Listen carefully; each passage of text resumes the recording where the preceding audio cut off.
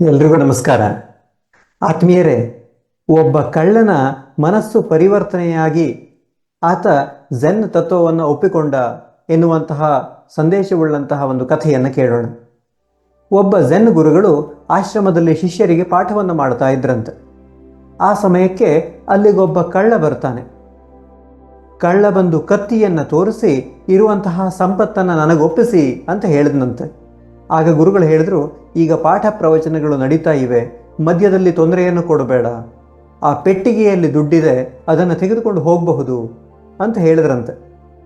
ಕಳ್ಳ ಪೆಟ್ಟಿಗೆಯನ್ನು ಹುಡುಕದ ಹಾಗೆ ಅಲ್ಲಿರುವಂತಹ ದುಡ್ಡನ್ನು ತೆಗೆದುಕೊಂಡು ಹೋಗೋದಕ್ಕೆ ಸಿದ್ಧನಾದಾಗ ಗುರುಗಳು ಮತ್ತೆ ಹೇಳಿದ್ರು, ಅಷ್ಟೂ ದುಡ್ಡನ್ನು ತೆಗೆದುಕೊಂಡು ಹೋಗಬೇಡ, ನಾಳೆ ತೆರಿಗೆಯನ್ನು ಕಟ್ಟಬೇಕು, ಅದಕ್ಕೆ ಬೇಕಾಗಿರುವಂತಹ ದುಡ್ಡನ್ನು ಇಟ್ಟು ಉಳಿದದ್ದನ್ನು ತೆಗೆದುಕೊಂಡು ಹೋಗಬಹುದು ಅಂತ ಹೇಳಿದರು. ಕಳ್ಳ ಸ್ವಲ್ಪ ದುಡ್ಡನ್ನು ಅಲ್ಲಿಯೇ ಉಳಿಸಿದ ನಂತರ ದುಡ್ಡನ್ನು ತೆಗೆದುಕೊಂಡು ಹೋಗೋದಕ್ಕೆ ಸಿದ್ಧನಾದ. ಆಗ ಗುರುಗಳು ಮತ್ತೆ ಹೇಳಿದ್ರು, ನೀನು ತೆಗೆದುಕೊಂಡಿರುವಂತಹ ದುಡ್ಡಿಗೆ ಧನ್ಯವಾದವನ್ನು ಹೇಳಬೇಕು ಅಂತ. ಕಳ್ಳ ಅವರಿಗೆ ಧನ್ಯವಾದಗಳನ್ನು ಅರ್ಪಿಸಿ ಹೊರಟು ಹೋದ. ನಂತರ ಬೇರೆ ಯಾವುದೋ ಪ್ರಕರಣದಲ್ಲಿ ಆ ಕಳ್ಳ ಸಿಕ್ಕಿ ಹಾಕಿಕೊಂಡ. ಆತ ಎಲ್ಲೆಲ್ಲಿ ದುಡ್ಡನ್ನು ಕದ್ದಿದ್ದಾನೋ ಆ ಎಲ್ಲ ಕಡೆಯ ಮಾಲೀಕರನ್ನು ಕೂಡ ನ್ಯಾಯಾಲಯಕ್ಕೆ ಕರೆಸಿದ್ರಂತೆ. ಈ ಗುರುಗಳು ಕೂಡ ನ್ಯಾಯಾಲಯಕ್ಕೆ ಹೋಗಿ ಸಾಕ್ಷಿಯನ್ನು ಹೇಳಬೇಕಾಯಿತು. ಗುರುಗಳು ಕಳ್ಳನನ್ನು ನೋಡಿ ಹೇಳಿದ್ರಂತೆ, ಈತ ಆಶ್ರಮದಲ್ಲಿ ದುಡ್ಡನ್ನು ಕದ್ದಿಲ್ಲ, ನಾನು ಆತನಿಗೆ ದಾನವಾಗಿ ಕೊಟ್ಟಿದ್ದೀನಿ ಅಂತ ಹೇಳಿದರು.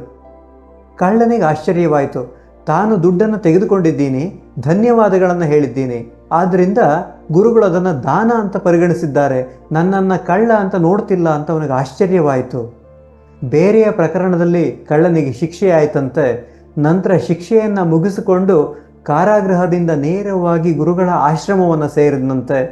ಗುರುಗಳ ಆಶ್ರಮವನ್ನು ಸೇರಿ ಝೆನ್ನನ್ನು ಅಭ್ಯಾಸ ಮಾಡೋದಕ್ಕೆ ಪ್ರಾರಂಭಿಸಿದಂತೆ. ಹೀಗೊಂದು ಕಥೆ ಜಪಾನ್ನಲ್ಲಿ ಪ್ರಸಿದ್ಧವಾಗಿದೆ.